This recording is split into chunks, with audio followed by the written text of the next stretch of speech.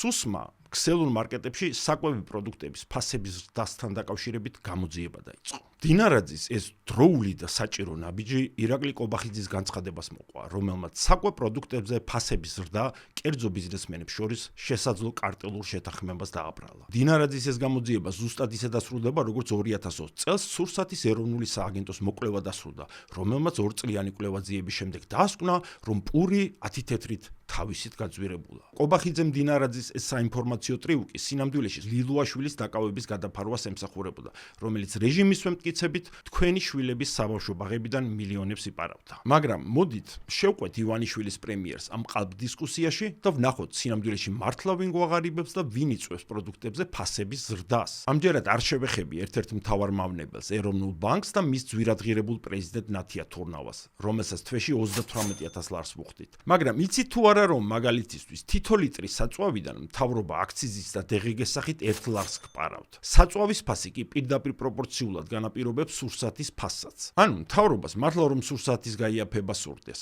ხვალვე შეუძლია საწვავზე აქციზის განახევრება და სურსათზე ფასიც პროპორციულად შემცირდება. ამას დავამატოთ სიგარეტის აქციზი, რომლის შეძენისასაც თითო კოლოფზე მთავრობას 1 ლარით მეც 3 ლარსა და 25 ცენტს გადაუხდით. ასევე არ დაგვავიწყეს საგზაო ჯარიმების გავორმაგება, რომლითაც მთავრობა ყოველ წელს თქვენი ჯიბეებიდან რამდენიმე ასეული მილიონი ლარით მეც ამოიღებს. ამას გარდა 29 დეკემბერს რეჟიმს დაანონსებული აქვს დენისა და გაზის ტარიფების გადახედვა და ორივეს ფასი მომავალი წლიდან ყველა მოქალაქისთვის გაიზრდება. აქვე უნდა გავიხსენოთ ეგრეთ წოდებული ოფშორების კანონი, რომლის მეშვეობითაც მილიარდერმა ივანიშვილმა ქვეყანაში განუბაჟებლად მილიარდ ლარზე მეტი ქონება ისე შემოიტანა, რომ ბიუჯეტში ასობით მილიონი ლარის ნაცვლად არაფერი გადაიხადა. ამ დროს რეჟიმი 2005 წელს დაწესებულ 300 ლარიან განბაჟების ზღვარს ინფლაციის მიუხედავად 13 წელი არ ზრდის და ყველა წვრილმა შენაძენზე ბიუჯეტში გადასახადს გახდევინებთ.